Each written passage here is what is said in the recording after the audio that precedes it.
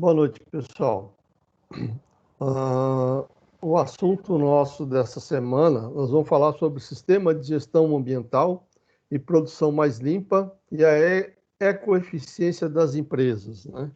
Como eu estava comentando com vocês agora há pouco, né?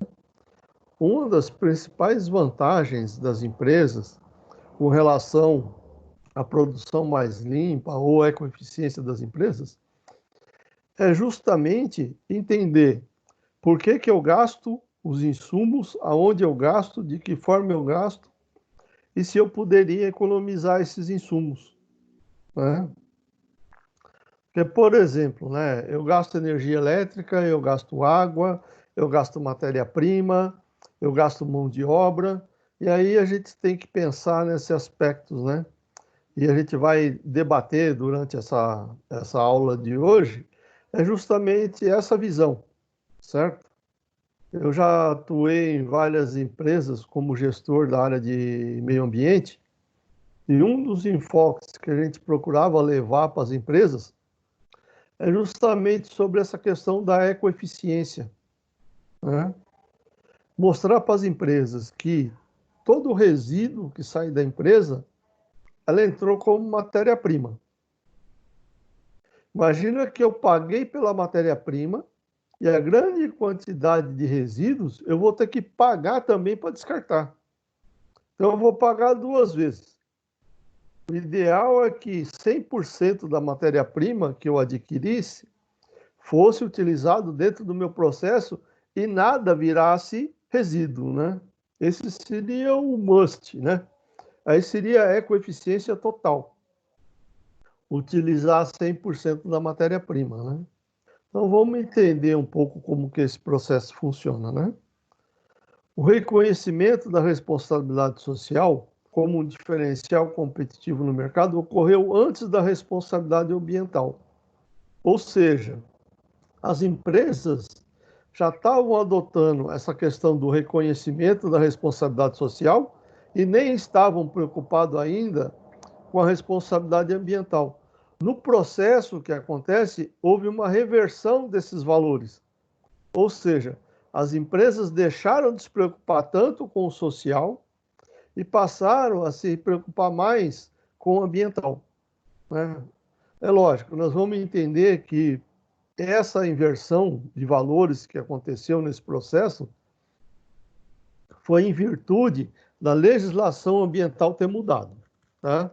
As empresas não fizeram isso porque elas eram boazinhas. Elas fizeram isso, a legislação forçou elas a isso, tá?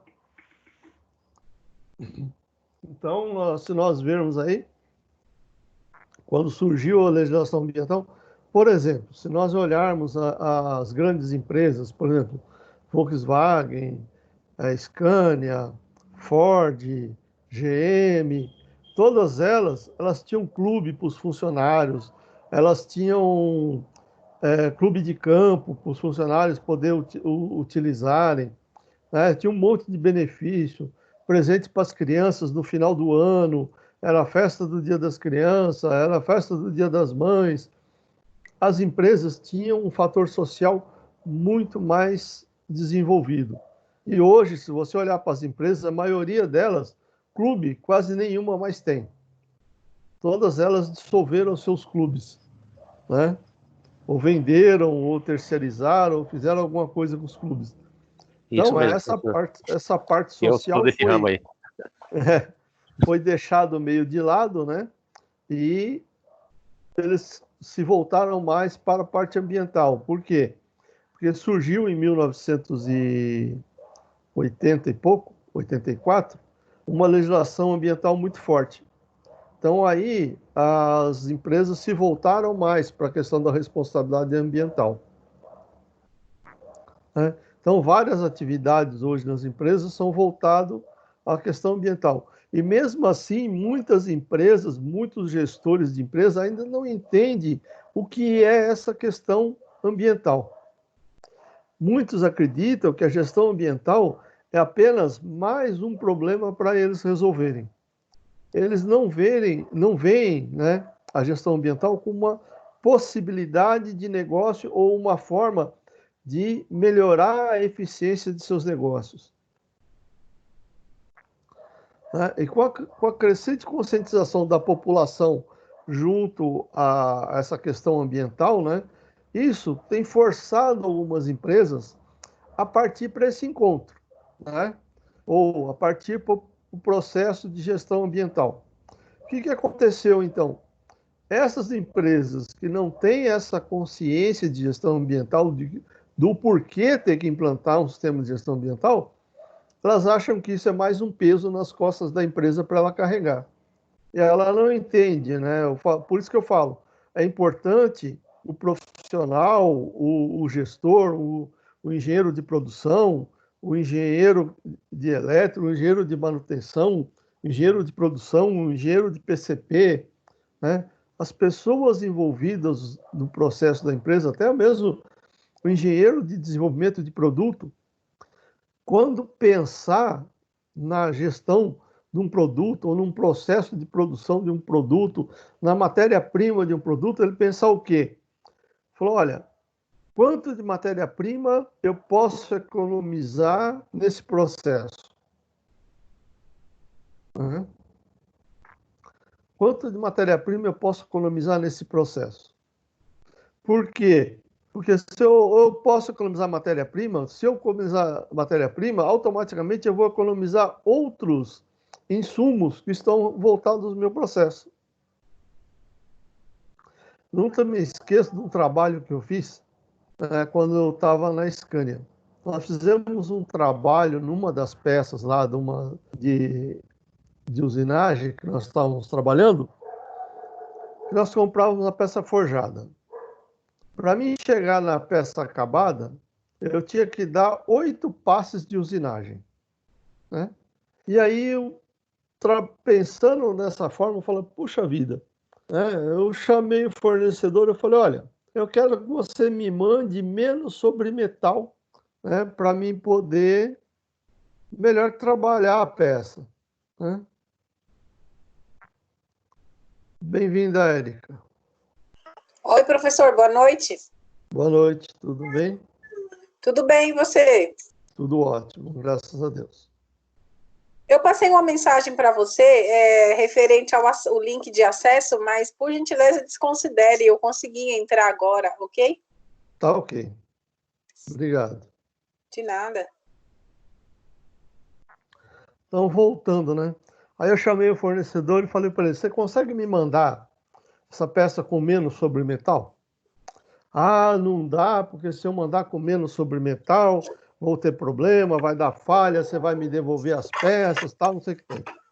Aí eu cheguei, fui lá no departamento de compras e eu perguntei pro cara, eu falei, como é que a gente compra essa peça?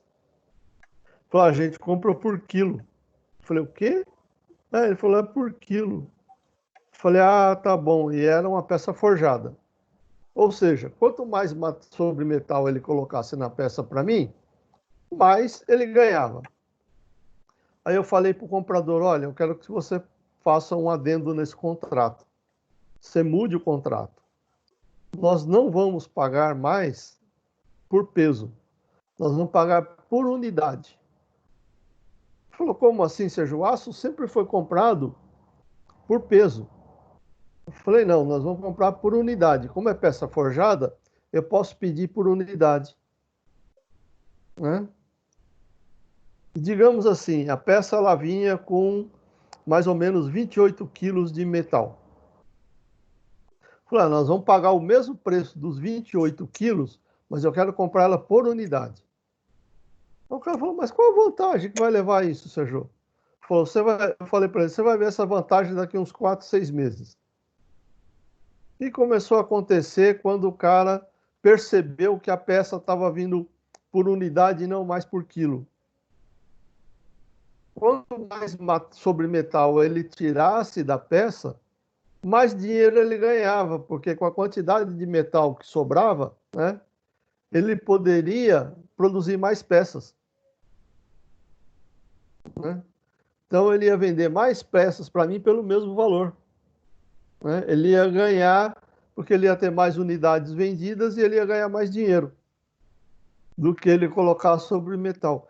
Eu, em compensação, eu passei de 8 passes de usinagem para apenas 2, um de desbaste e um de acabamento, né? Eu passei a economizar energia elétrica, eu economizei fluido de refrigeração na máquina, eu economizei mão de obra, tempo de hora a máquina operando, né?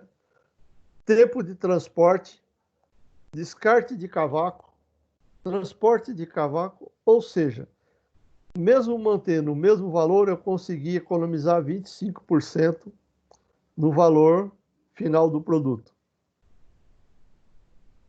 né? Você imagina, então, como você começa a pensar numa gestão ambiental, né?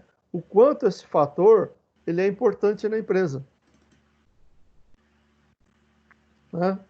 Vocês estão entendendo essa visão que eu estou colocando?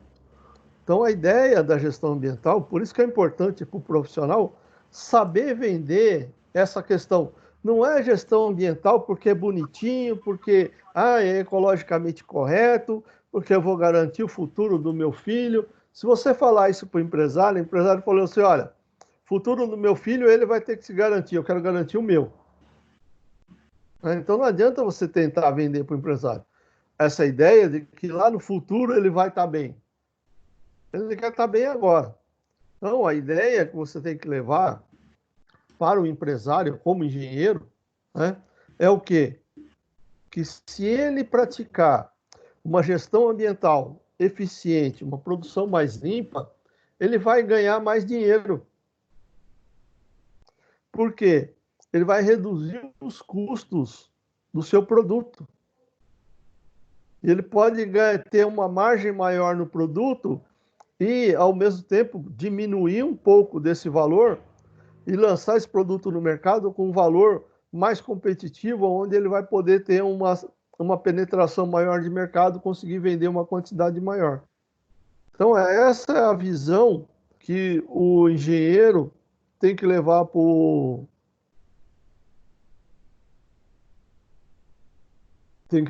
empresário.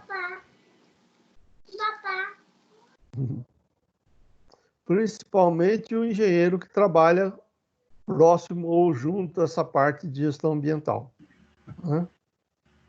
Eu aprendi isso, né, no começo, quando eu fiz a primeira vez que eu participei de gestão ambiental, né? Eu achava que era tudo lindo, maravilhoso, que gestão ambiental era um homem pelado abraçado numa árvore, né? Então você fala assim, isso é o que todo mundo vende, a imagem, né? Mas na realidade, no cotidiano das indústrias, das empresas, não é isso que importa. E se você fizer uma gestão com essa visão, você vai contribuir fortemente para o meio ambiente. Por quê? Porque se você gerar menos resíduo, você gastar menos energia, você gastar menos água, menos fluido de corte, menos desgaste de ferramenta, as ferramentas conseguem dar mais passes, né? Ou seja, quanto de material você deixa de jogar fora porque você se tornou mais eficiente nos seus processos. Ou seja, quantos resíduos, quantos insumos você diminuiu, né? Essa é a visão que a gente tem que tentar passar para o empresário, né? Aí vem uma pergunta para vocês.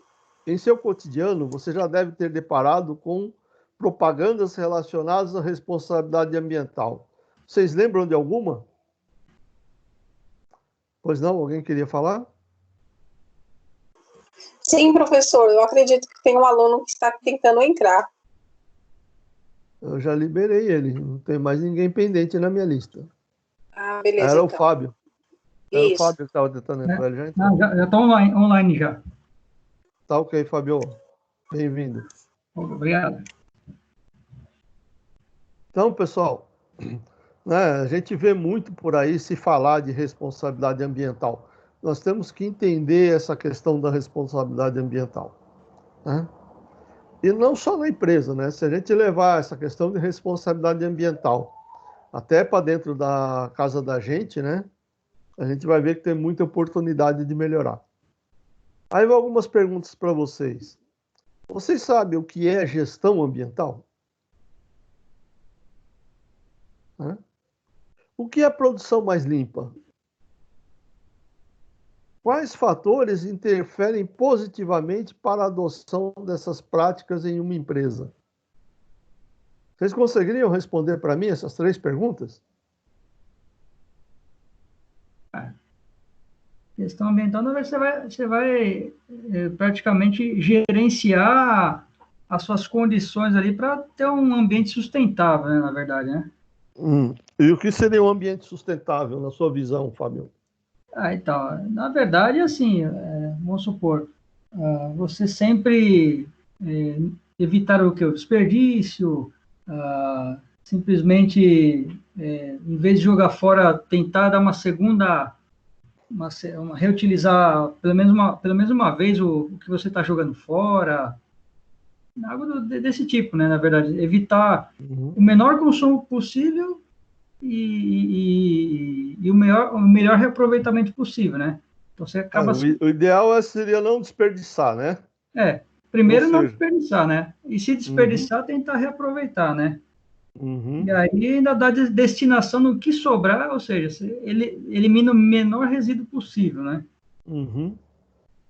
Esse é o ideal, né? Esse é o ideal, realmente, né? é uma visão. Agora, como que eu vendo isso para um empresário? Aí você tem que mexer no bolso dele, né? Né? É o único jeito, né? Esse é o grande fator, né? O que falta muito no mercado hoje, para a conscientização das empresas, é levar para o empresário essa questão da ecoeficiência. O que é isso? Quais são os fatores que pode ser adotado na empresa que façam com que ela está dentro do sistema de gestão ambiental e, ao mesmo tempo, ela está tendo lucro com isso. Não só o de imagem. Imagem é consequência de um sistema de gestão ambiental bem desenvolvido. Né? Se ela cria um sistema de gestão ambiental onde ela consegue ganhar os recursos dela, automaticamente ela também vai poder fazer um marketing em cima disso, por ser ambientalmente correta. Porque eu já vi empresa fazer marketing de gestão ambiental e não ter gestão ambiental nenhuma, né? Isso fica só no papel, né? Só para dizer que tem, né? Era só enfeite, só, né? Então, do que adianta, né, o processo tecnológico se a qualidade de vida da população decai ano após ano? Né? Ou seja, a ideia de nós criarmos processos tecnológicos, né, é para melhorar a qualidade de vida das pessoas e não, né, apenas tecnologia. Então, existe aí um fator, né, muito tênue, né, que a ideia de se gerar uma gestão ambiental, menos consumo de matéria-prima, menos desperdício, um ambiente melhor, é para dar uma qualidade de vida melhor para a população. Né? Se isso não acontece, não está havendo gestão. Né? Esse é um fator importante. Então, professor, mas tem um outro lado da moeda aí, né? Então, acho que está impactando muito. Por exemplo, você tem a globalização geral do planeta inteiro, O cara, vamos supor, tem o sacolinha plástica. Antigamente a gente usava o cartucho de papel, né? Que era biodegradável, né? Muito mais do que a sacola plástica. Aí inventaram de fazer a sacola plástica. Opa, o custo está mais ou menos ali, é mais resistente, se molhar não rasga, legal. Só que aí o cara agora faz assim, ele tem uma fábrica no lugar, na verdade, onde que ele vende mais, ele acaba implantando uma fábrica para eliminar custo de transporte, compra o material lá na China, instala a fábrica no lugar que a mão de obra é barata e revende em outro lugar. Ou seja, né, no final das contas, ele fez um puta processos, jogou o valor da sacolinha lá embaixo e no final das contas ele acaba poluindo o ambiente, né? Então, essa questão aí, acho que acho que mais o problema da gestão ambiental também acaba com a tecnologia nossa, às vezes atrapalha em vez de ajudar também, né? Eu estou para te dizer o seguinte, numa visão um pouco mais futurística, não tão imediatista, né, que esses processos de produção, né, em larga escala, concentrado num local só, isso vai acabar. Qual é a visão futura das empresas? Existirão grandes conglomerados industriais, né, que vai tomar conta de várias plantas produtivas. Vou citar um exemplo, vai. Vamos pegar o exemplo da indústria automotiva. Para mim, essa logo vai estar fora do mercado, mas vamos pegar uma como exemplo. Hoje eu tenho a Volkswagen em São Bernardo do Campo produzindo carro e vendendo para o Brasil inteiro, certo? Certo. E ela é uma montadora. O que vai acontecer no futuro? Vale a pena a Volkswagen produzir carro em São Bernardo e transportar ele, por exemplo, para Manaus? Aí tá inviável, né?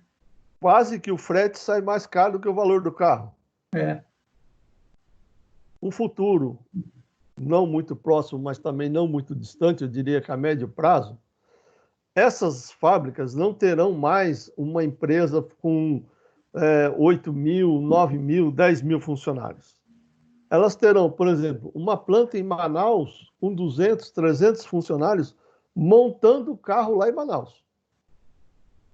Vai ter uma planta lá em Goiânia de 200, 300 funcionários produzindo carro lá em Goiânia. Vai estar lá em Salvador, uma planta lá em Salvador. Estou só dando exemplos, tá, gente? Lá em Salvador, uma planta com 200, 300 funcionários montando carro em Salvador. Não vão existir mais uma planta gigantesca produzindo volumes violentos de produtos. E depois tudo isso tem que ser transportado.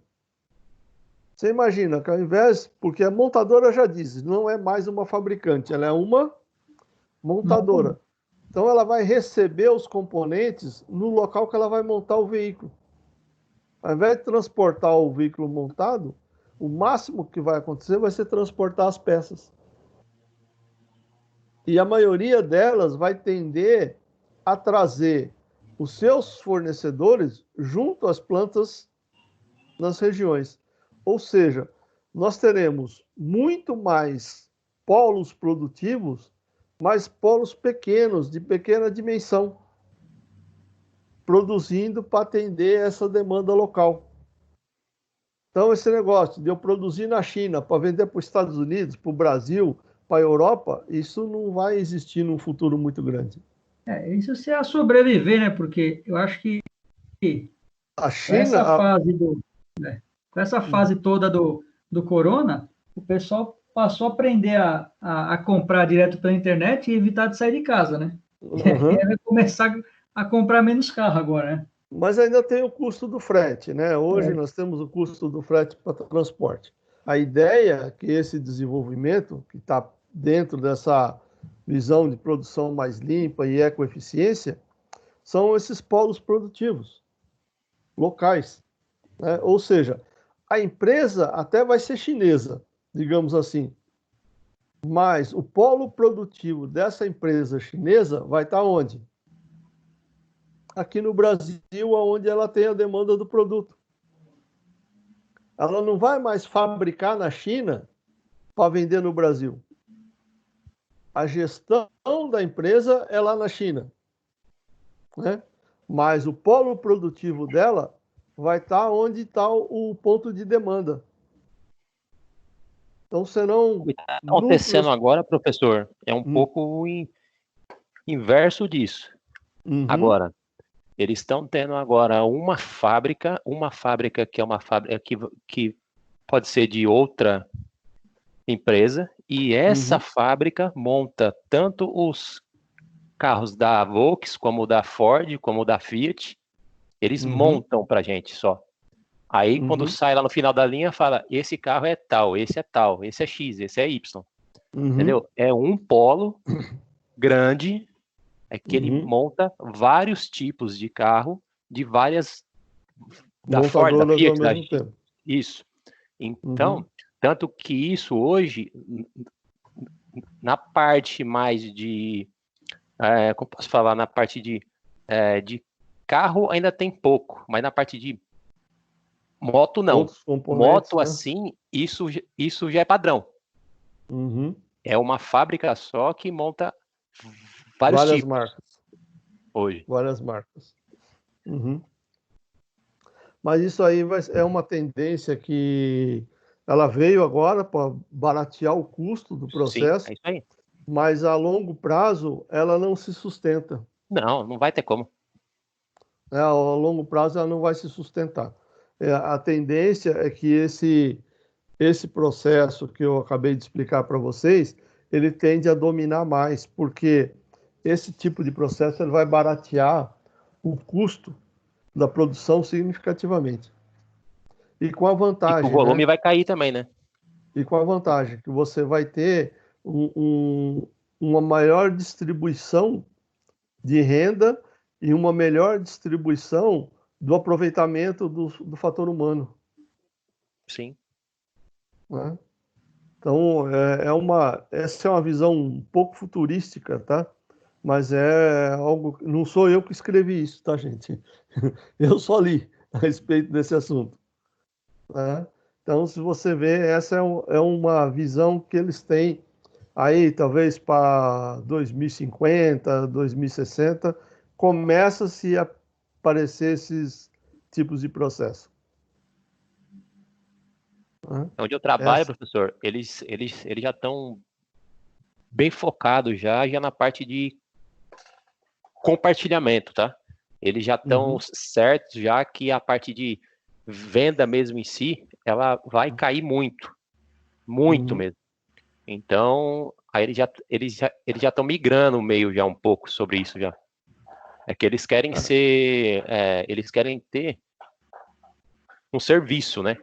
Eles querem alugar os carros. No futuro muito próximo, é o que eu falo. O mal da nossa região aqui do Grande ABC é que nós somos um polo automotivo.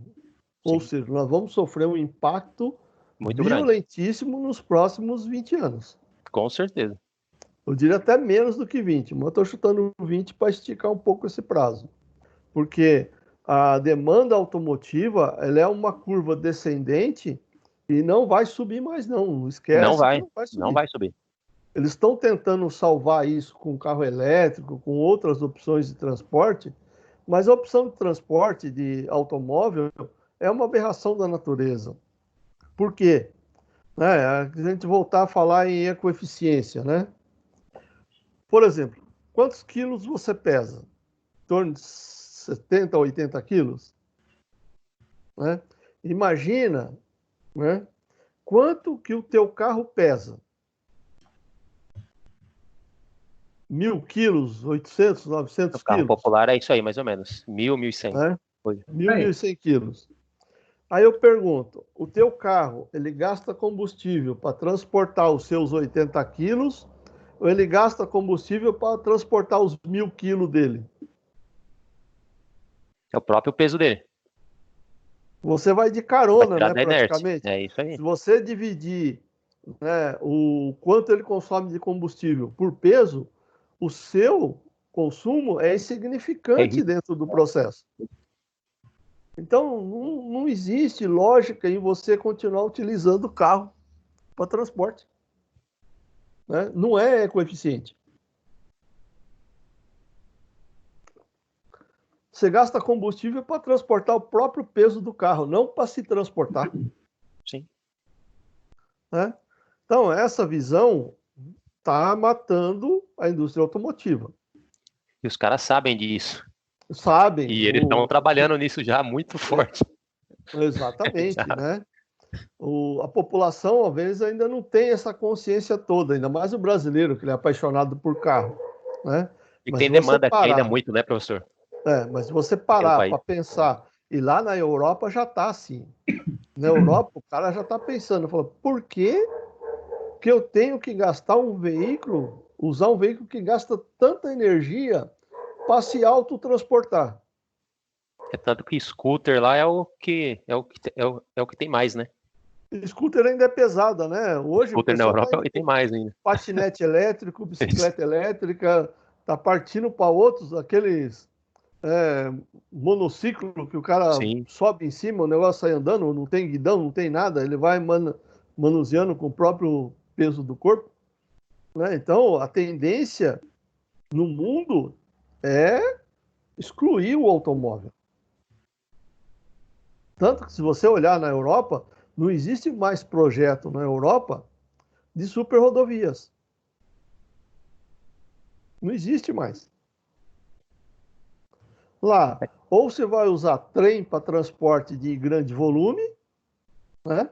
Ou você vai usar módulos de transporte muito mais leves e muito mais eficientes do que o automóvel. Sim. Porque inviabiliza, né? Entendeu? Porque eles já estão pensando em ecoeficiência. Tanto que lá na... Onde foi? Foi na Holanda? Acho que foi na Holanda. Holanda, Dinamarca, Suécia, esses países aí já estão pensando, já estão utilizando. Por exemplo, você precisa de um carro para ir, por exemplo, eu moro aqui na Vila Pires, em Santo André, eu preciso ir até São Bernardo para lecionar. Aqui, digamos que aqui na Vila Pires tem um núcleo que eu vou lá, eu pago uma taxa, pego o carro e vou até São Bernardo. Deixo o carro lá em São Bernardo. Alguém que precisa ir de São Bernardo para algum outro lugar, vai lá onde eu deixei esse carro, pega esse carro e vai até onde ele precisa. E os aplicativos vão administrando quem precisa, ou seja, a ideia é que o veículo não fique parado, estacionado muito tempo. Porque hoje eu pego o meu carro, eu vou até a faculdade para lecionar, né? Eu ia, né? Porque agora com o coronavírus eu não estou indo. E eu vou até com o meu carro até a faculdade para lecionar e depois eu faço o quê? Estaciono ele lá, ele fica estacionado lá 3 horas e meia, né? E aí eu pego o carro para voltar para casa. A ideia é que nessas 3 horas e meia, que teoricamente meu carro fica parado, ele estaria sendo utilizado por uma outra pessoa. Na Europa já está funcionando assim. Sim. Já está bem forte já isso. Ou seja, o pessoal não está comprando mais carros. Vai restar bicicleta também tem isso. Simplesmente fazer outros produtos, né? Está equipada com equipamento, né? Maquinário. A ideia é produzir algo mais eficiente do que o automóvel, porque o automóvel não tem eficiência quase nenhuma, né? Isso é só um modelo, tá, gente? Quando a gente fala de ecoeficiência, né, eu estou falando aí de visões bastante avançadas já nesse aspecto. A gente fala da indústria automotiva, primeiro que é um núcleo que a gente mais domina, e outra que é um núcleo que está mais antenado com essas questões. Tipo a nossa região também, né? Mas se você for analisar, muitos outros aspectos já estão levando isso em consideração. Não é só a indústria automotiva que está começando a fazer isso, né? Todos, por exemplo, produção de alimentos. Vale a pena você industrializar um alimento aqui para vender ele lá na Índia?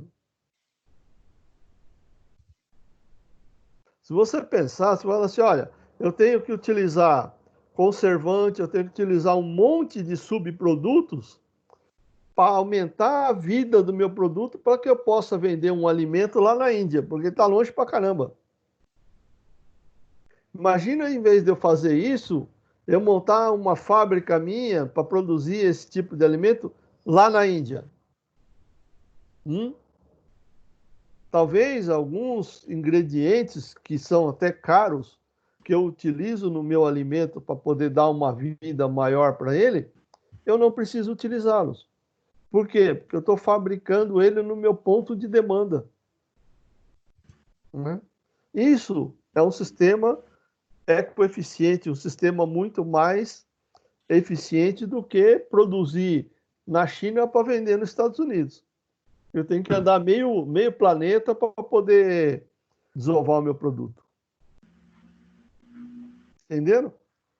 Talvez a empresa vai ser a mesma, mas o local onde ela vai produzir vai ser diferente. E aí, fazendo uma pergunta, vocês sabem o que é desenvolvimento sustentável?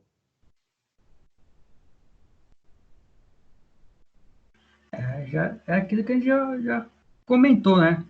Acho que tem que desenvolver processo para você aproveitar, tirar suco dos seus recursos, né? Para mim... Olha, eu diria assim, existe uma diferença tênue entre ecoeficiência e desenvolvimento sustentável. Ah, sim. O que eu acabei de dizer seria exatamente a primeira alternativa, mas eu acho que o desenvolvimento sustentável aí já parte do processo, né? Se você já não tem um procedimento, um processo que já não tinha eficiência, né? Eu acho que se você aplicar métodos, pelo menos evitar o desperdício, já é alguma coisa, já, né? E essa é a pergunta que vocês vão ter que responder no final da aula de hoje, tá? Ah, tá. Então, quem tá assistindo a aula, quem está vendo a aula, já sabe qual é a pergunta que tem que responder, né? Ah, ok. Só estava olhando para ver se tem mais alguém para entrar. Desenvolvimento sustentável, né? O que seria isso? É importante saber que é um desenvolvimento humano, ou seja, está voltado ao homem, que almeja a equidade social. O que é equidade social? Um equilíbrio social. Né? Pessoal, não confunda equilíbrio social com socialismo, tá? Porque o equilíbrio social, o que é? Se eu trabalho mais, eu ganho mais. Se eu trabalho menos, eu ganho menos.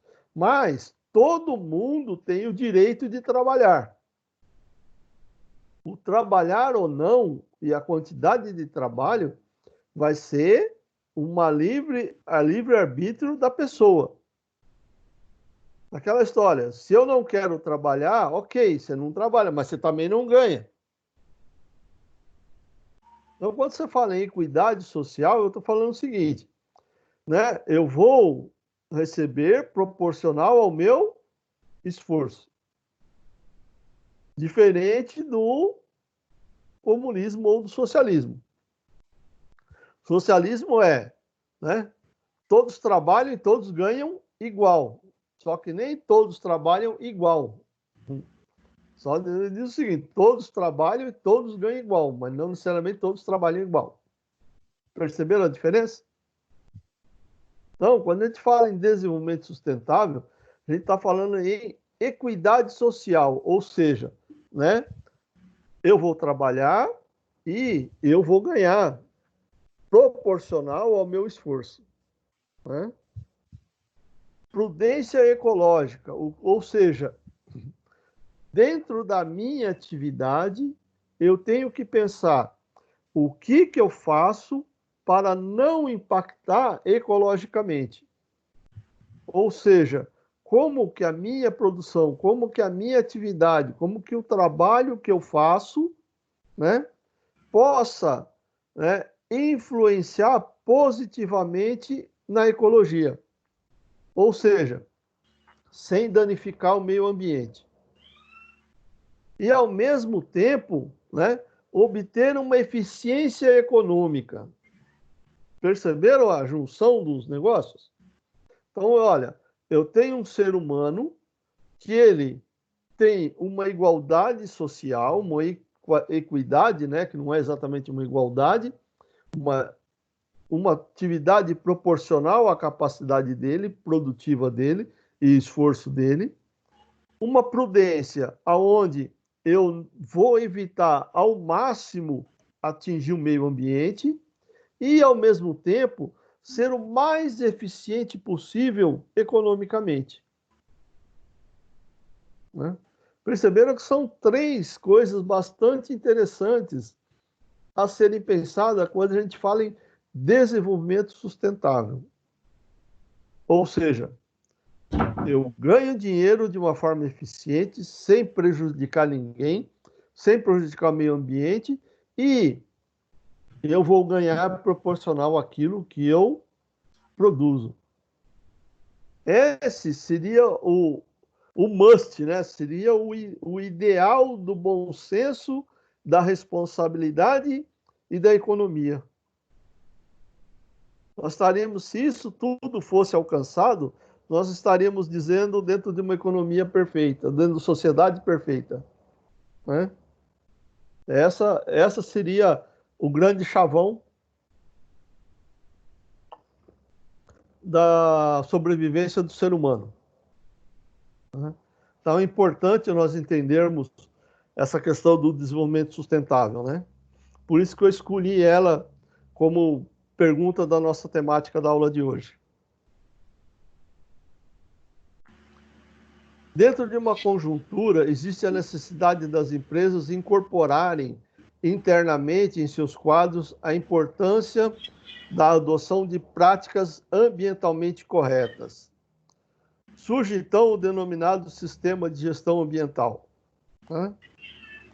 Voltando a dizer, né, nós já ouvimos falar, eu já fui gestor em várias empresas da área, já implantei em várias empresas ISO 14001, porém, né, nós temos que entender o que é uma política ambiental, o que é um plano ambiental, o que é uma implementação desse plano, o que é o monitoramento desse plano, o que é uma análise desse sistema. Se nós realmente entendermos esse processo, eu terei um processo de gestão ambiental. Né? Nossa, só se você parar para pensar, só a política ambiental, é que eu falo, né, várias empresas, quando você vai escrever a política ambiental, né, mesma coisa a política da qualidade, o patrão fala assim, visando, né, visando reduzir o impacto ambiental. Essa palavra visando, eu digo o seguinte, é um verdadeiro sabonete. Por quê? Não, a política não pode ter palavras desse tipo. A política ambiental, ela tem que ter palavras só no imperativo, nunca no subjuntivo. Né? Por quê? Política ambiental, ela tem que dizer, nós vamos fazer, porque isso é o que a empresa deseja, isso é o futuro da empresa. Quando eu falo, se nós conseguirmos, nós desejarmos, nós tentaremos, ou qualquer coisa do gênero, você fica o quê? Se não conseguir, ela fala, não deu certo, tudo bem, né? Entendeu? Então, a grande dificuldade das empresas realmente entender o processo de gestão. Eu já trabalhei em empresa que nós implantamos sistema de gestão ambiental simplesmente porque o cliente exigiu. Mas a empresa não tinha nada de gestão ambiental. Nada. Ela só tinha documento. Só tinha papel para provar que tinha um sistema. Mas ela não dava a mínima para o sistema. Sérgio, você é responsável pelo sistema, você cuida. Quando tiver auditoria, você se vira, tá? Só não nos envolva nisso. Sei bem qual que você está falando. E não é só essa, não. Tem outras também, tá? Essa foi uma delas. Essa foi uma delas, né? Essa você conheceu muito bem também, né? É que é antiético falar o nome, né? Mas é bem por aí, né? E não foi só ela, não. Várias empresas, principalmente empresas fornecedoras de autopeça, né? Elas pensam, elas acabam praticando a ISO 14001 por ordem das montadoras. Né? Ela esquece que vê a 14001 como uma oportunidade de reduzir os custos dos seus produtos. Porque o que a montadora quer, justamente, quando a montadora exige de uma autopeça para que ela implante uma ISO 14001, o que ela mais quer é que essa empresa reduza os custos dos seus produtos para que consiga vender mais barato para a montadora. É isso que a montadora busca. Mas ela não tem uma forma de pressionar. Então, qual a forma dela pressionar? Planta uma ISO 14001. Implanta uma norma de responsabilidade social. Implanta uma norma de gestão da qualidade. Por quê? E se você olhar todas as normas de gestão, gente, tem a mesma característica. Qual que é a característica delas? Reduzir os custos dos produtos. Né? Ou seja, quando você fala em gestão ambiental, gestão da qualidade, responsabilidade social, gestão de saúde e segurança do trabalho, tudo isso é controle de perdas. Poderia se traduzir numa gestão só, gestão de controle de perdas. Né? E para pensar. Eu falo, se você falar em qualidade e usar a palavra qualidade na sua íntegra, no seu significado, automaticamente você está contemplando gestão ambiental, contemplando saúde e segurança do trabalho, contemplando responsabilidade social e o que mais quiser pela frente. Porque qual é o objetivo? Quando você fala da palavra qualidade em si, qualidade em si é você produzir sem perdas, não é? E qual que é a visão da gestão ambiental? Produzir buscando o mínimo impacto, né, ao meio ambiente. Quando eu falo reduzir o impacto ao meio ambiente, eu estou falando o quê? Economizar matéria-prima, economizar insumos, não gerar resíduo. Se eu usar corretamente a minha matéria-prima, ou seja, não houver desperdício, se eu não gerar resíduo, automaticamente o que acontece com a minha qualidade? Peça morta é refúgio, é resíduo. Se eu diminuir o resíduo, automaticamente eu estou diminuindo a peça morta. Né? Ou seja, uma gestão contempla a outra automaticamente. O pessoal fala, eu fiz, por exemplo, o meu mestrado é em Sistema Integrado de Gestão. O pessoal fala, não, putz, mas não dá para integrar ISO 14000 com ISO 9000, com responsabilidade social, com OSAS 18001. Vocês são malucos tentar integrar tudo isso. É simples, gente. Tudo é uma coisa só. O que é? Gestão de perdas. Se eu integrar tudo isso, eu estou reduzindo minhas perdas. Mas como que você vai falar isso com o responsável social, com o homem? É simples. Se eu tratar bem o meu funcionário, ele estiver saudável, ele estiver bem de saúde, ele vai ser mais produtivo, ele vai prestar mais atenção, ele vai gastar menos peça, ele vai ser mais criativo e vai ver oportunidades de reduzir custos, ele vai gastar menos energia da máquina, ele vai gastar menos fluido de corte, ele vai gastar menos isso. O que eu estou fazendo com tudo isso? Ou seja, eu estou indiretamente afetando os outros sistemas positivamente. Então, qualquer um dos sistemas que eu atuar com eficiência, consequentemente, eu vou atuar em todos os outros. Quer ver um exemplo? Vou voltar a falar de responsabilidade social. Na responsabilidade social, ele diz que o trabalhador não deve fazer hora extra. Por que o trabalhador faz hora extra?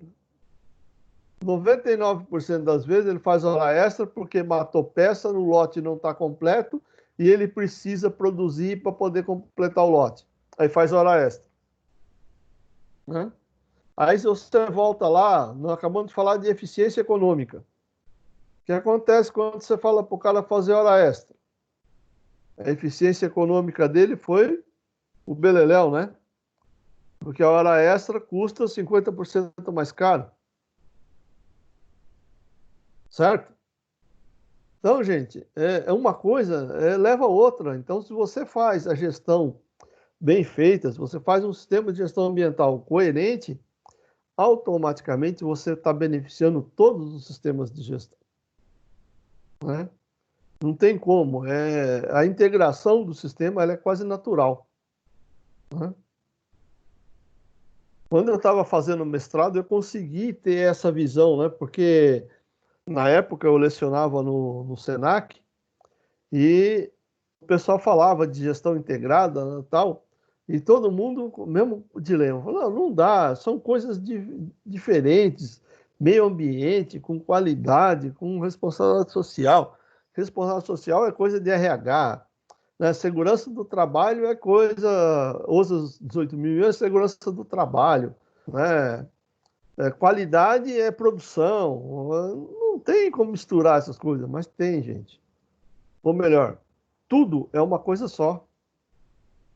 Né? O que seria isso? Eficiência dos processos. Aí eu pergunto, quais são os profissionais que trabalham diretamente com a eficiência dos processos? Seja qual processo for. Né? É o engenheiro. Quando eu contrato um engenheiro elétrico, qual é o meu objetivo de contratar um engenheiro elétrico? Para ele melhorar a eficiência no meu sistema de geração, produção e transferência de energia. Não é isso? Para isso que eu pago um engenheiro elétrico? Hein, Fábio? Você que é da área? Então, no caso, eu entendo que o pessoal acaba sempre contratando engenheiro elétrico, não só para resolver problema da parte elétrica, como também de instalação, né? Novas instalações, ele acaba abraçando, na verdade, a parte de infraestrutura inteira. Né? Mas... eu falei específico por causa do título né? da formação, né? Da formação. Mas você vê, quando eles te contratam para fazer um projeto de uma fábrica nova, por exemplo, o que ele espera do seu projeto?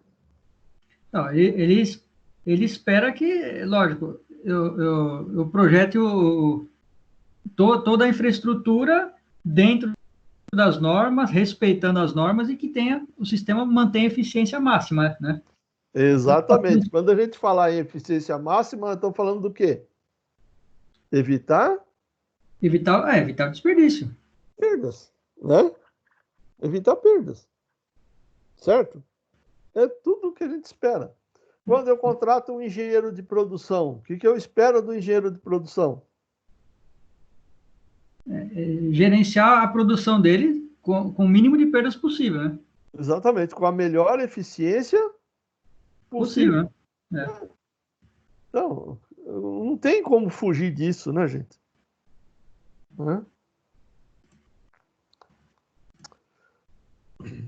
Desculpa, voltando aqui.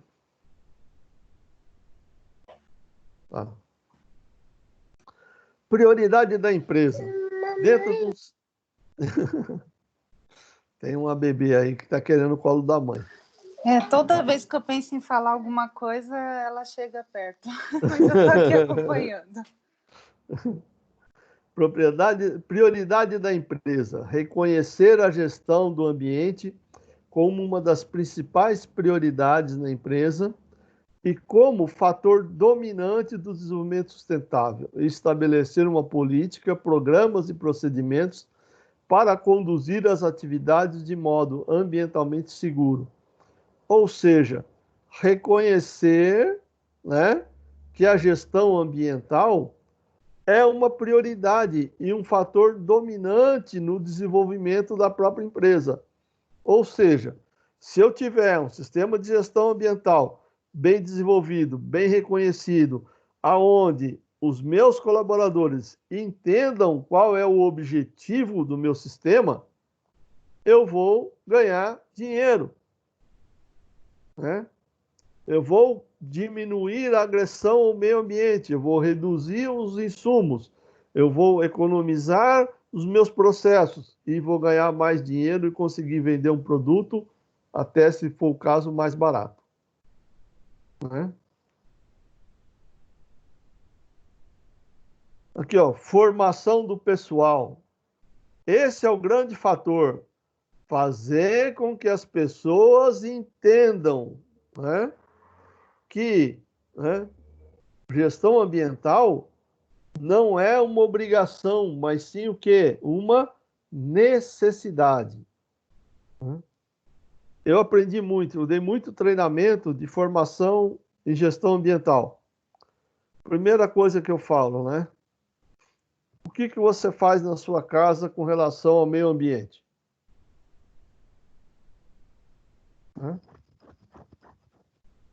Aí eu volto a dar aquela ideia da padaria, do saquinho e da sacolinha.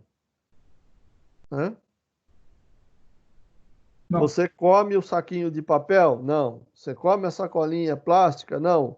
Então, por que quando eu vou na padaria eu pego o pãozinho, o saquinho de papel e a sacolinha plástica? E queira ou não, eu estou pagando por isso. Certo? Então, tem gente que pensa assim, né? Que o sacolinha plástica, na verdade, já vai ser revertido o pessoal usar como saco de lixo já, né? Também tem isso, né? Porque tudo que você compra eu no uso mercado... a minha para catar cocô de cachorro. Não, eu tô falando, você vai usar a sacola plástica do que você comprou para trazer para casa e automaticamente o resíduo que você gera, você já vai pro lixo, né? Com essa sacolinha, né? Mas aí eu pergunto, mas por que você precisa da sacolinha para colocar lixo? Então, por causa que a gente não tem um sistema que consiga... Porque você gera muito lixo. Então eu falo a pergunta, lixo. por que você gera muito lixo? Por exemplo, se o sistema de saneamento, por exemplo, da minha cidade, eu pudesse jogar todo o papel higiênico diretamente no vaso sanitário e dar descarga, eu já eliminaria todo o lixo de papel higiênico da minha casa, né? Que ia tudo embora, né? Então, eu evitaria já usar saco plástico. Isso já seria... É que não existe globalmente, e não está ainda embutido na cabeça das pessoas, essa questão de ecoeficiência. Por que a maioria dos produtos que eu compro vem com embalagem e muitas vezes a embalagem é desnecessária? A maioria dos produtos, se você for analisar, ela vem com dupla embalagem. E queira ou não, o custo dessas embalagens estão embutidas no meu produto. Eu pago por um produto que eu vou jogar fora. Entra a parte de logística também, né, professor? Aí, né? Essas embalagens. As duplas, principalmente, né? Muitas vezes ela vem... Aí aquela história, voltando lá, aquela visão que eu falei, de produzir próximo do meu ponto de demanda. Eu ia precisar de dupla embalagem? Não. Talvez não. Talvez Entendeu não. por que as empresas estão pensando em rever todo esse processo produtivo? Então, voltando àquilo que o Fábio falou, eu uso a sacolinha para pôr lixo, mas por que eu gero tanto lixo? É verdade. E detalhe, tudo que eu jogo no lixo, eu paguei. É ou não? Sim. Eu paguei. Eu pago em dobro, porque eu pago taxa do lixo ainda para recolher ainda. Então, aí você ainda paga para recolher, ainda paga para destinar, e a empresa que paga para aterro sanitário, paga para o transportador para levar para o aterro sanitário, né? Pô, gerei um monte de emprego, né, professor? Você podia estar gerando emprego para outra coisa, né? Outra coisa, né? Na verdade, assim, é um monte de emprego que, na verdade, surgiu, né, por necessidade de falta de pensamento, Por né? falta de gestão, né? Eficiência, né? Por falta de eficiência, gerou-se um monte de serviço à parte. Exatamente. Eu podia estar gerando emprego para outras coisas, por exemplo, para não ter que fazer embalagem. Né? Eu fico imaginando, né? Quando por exemplo, eu compro uma fruta, né? O ideal seria a gente consumir, inclusive, a casca, porque quando eu pago a fruta, eu pago por quilo, não é? Sim. Quando eu tiro a casca, o que acontece com a casca? Ela está Lixo. embutida no peso da fruta e vai para o lixo. Teoricamente, eu deveria arrumar um jeito de fazer alguma coisa com essa casca, né? Ou não precisar tirar a casca. Lá na Índia tem isso aí, você viu? É. A Índia, eles têm... Qualquer coisinha, eles têm um biodigestor aí do lado de casa. Uhum. É até portátil. Você procurar agora na internet, ele é portátil, custa acho que coisa de R$1.000. Você já fica do lado do banheiro, você já dá a descarga, o excremento vai tudo para lá, você já joga o resto de comida tudo ali, ele já gera o biogás, já vai pro fogão, já cozinha. Uhum. Negócio tudo acoplado, assim, sabe? Está se tornando mais eficiente. Ainda não é o ideal, mas é melhor do que o que a gente faz hoje. Que junta tudo, bota na sacolinha plástica, amarra essa sacolinha, bota num saco, o caminhão vem, pega, leva embora, vai para um aterro, depois lá no aterro vai decompor daqui não sei quantos mil anos. Né? Então, treinar o pessoal para que o pessoal tenha essa consciência, gente, de que por que eu impacto tanto o meio ambiente? O que eu posso melhorar para impactar menos o meio ambiente? Né? Eu aprendi uma coisa, acontece aqui comigo, não sei se acontece com vocês. Né? Eu separo o lixo reciclável do lixo orgânico. Mas por que eu faço isso? Antes eu colocava tudo num saco só. E aqui na rua passam os catadores. O que o catador faz? Rasgava o meu saco de lixo para ver se tinha alguma coisa lá dentro que interessava a ele. O que acontecia? Muitas vezes, tem uns que são mais educados, que abre, vê que não tem nada, fecha de novo. Mas alguns rasgam e jogam no chão. Aí, ou seja, eu tenho que pegar um outro saco de lixo, pegar todo aquele lixo que ele jogou no chão, jogar dentro de outro saco, amarrar, para o lixeiro levar, porque se deixar no chão, o lixeiro não leva. Ele não cata. O que eu comecei a fazer? O lixo que eu sei que interessa para o catador, eu coloco numa outra embalagem e deixo a embalagem aberta. Para quê? Porque ele vê, né? Mesmo assim, no começo, eles ainda rasgavam o saco de lixo orgânico. Com o tempo, eles perceberam que lá dentro do saco de lixo orgânico não tinha o que interessava a eles. O que interessava a eles estava na caixa lá do lado. Né? E aí eles pararam de rasgar meu saco de lixo e não rasga mais. Ou seja, eu passei a economizar saco de lixo, porque muitas vezes eu era obrigado a usar 2 sacos de lixo para botar meu lixo para fora, porque o pessoal rasgava tudo. Né? Queira ou não, o fato de eu separar o material reciclado e colocar, dispor ele na rua, separado do lixo orgânico, o cara parou de me gerar problema. Fora de sujidade que fazia na minha calçada, né? Olha para você ver, é que eu moro aqui em São Caetano, né? Aqui eles têm, você paga uma taxa de cota do lixo, tudo bem, é um absurdo. Cidade de rico, né, mano? Não, tá, tudo bem, é um absurdo. O problema é assim, já morei em São Caetano também. Todo mês eles entregam o saco de lixo amarelo, que é para você colocar o reciclado.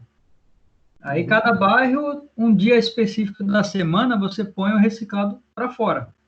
Aí passa um caminhão de coleta que só retira esse saco de lixo amarelo, né? Aí tem uma empresa de destinação desse lixo, né, reciclado, ali na Avenida do Estado. Eles fazem todo o processamento, né?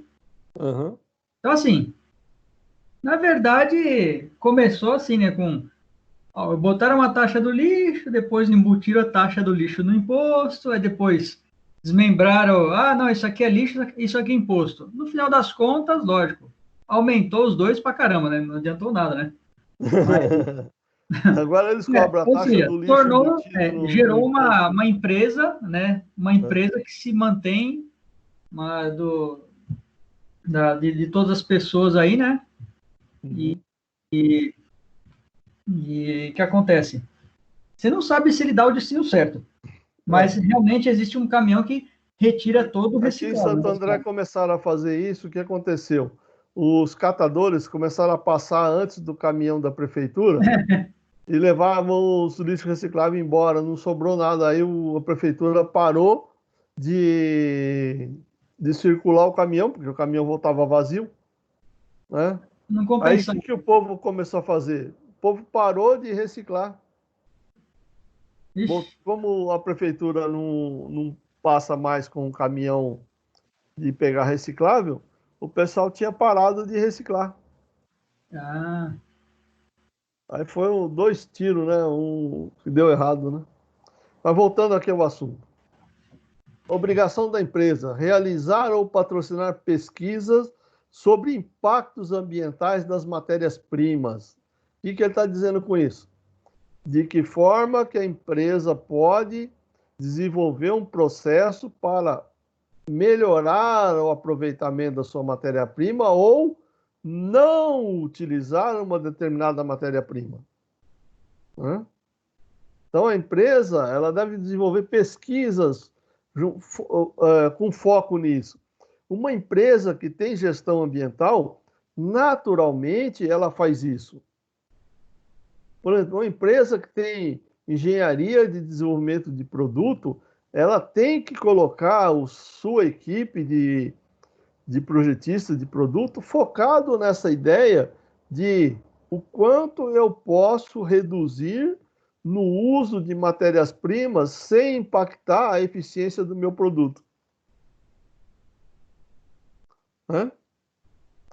Eu lembro, quando eu trabalhava na Scania, a Scania tinha não sei quantos mil componentes. Hoje, se você pegar o caminhão de hoje e o caminhão da época que eu trabalhava lá, deve ter quase 1000 componentes a menos. Ah, tem não. 1000 não Tem digo, muito mas mais. reduziu bastante. Não falei, reduziu em quase 1000 itens que era montado a mais no caminhão. Só a quantidade de rebite que tiraram do chassi do caminhão, viu? Só a quantidade de rebite que tinha no chassi do caminhão reduziu significativamente. A quantidade de travessas que tinha no chassi do caminhão também foi reduzido significativamente. A quantidade de parafuso que tinha apertando essas travessas também. Então, olha, eu lembro que quando saiu da série 3 para a série 4, a redução foi significativa, né, de componentes. Talvez tenha entrado outros componentes Entrou muita eletrônica, né, professor? Embargada, né? Entrou muita a tecnologia embargada, né? Isso. Mas o que era, a quantidade de componentes que tinha no passado era violentíssimo. E tudo isso, o que foi feito? Engenharia de produto trabalhando. Mas toda essa eletrônica embargada que tem hoje, qual que é o intuito da eletrônica embargada? Melhorar a eficiência do produto, não é? Com certeza. Gerar menos impacto ambiental, menos desperdício, menos desgaste no veículo, menos consumo de combustível. O lixo eletrônico é um dos principais problemas hoje, hein, professor?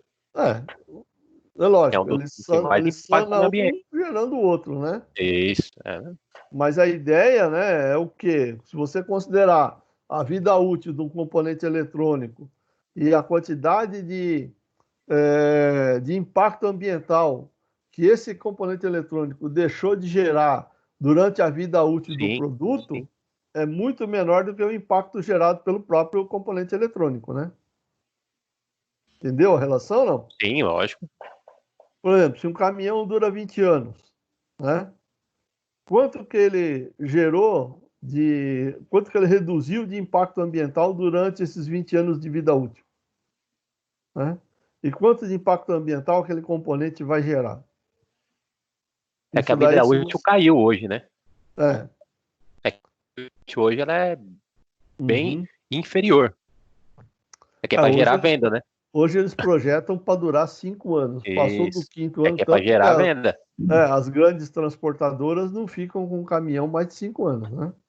Não, vamos citar um exemplo aqui. Vê lá a termomecânica, os caminhões ali são aqueles Mercedes-Benz 1968 ainda. Então, reformadinhos, né? É.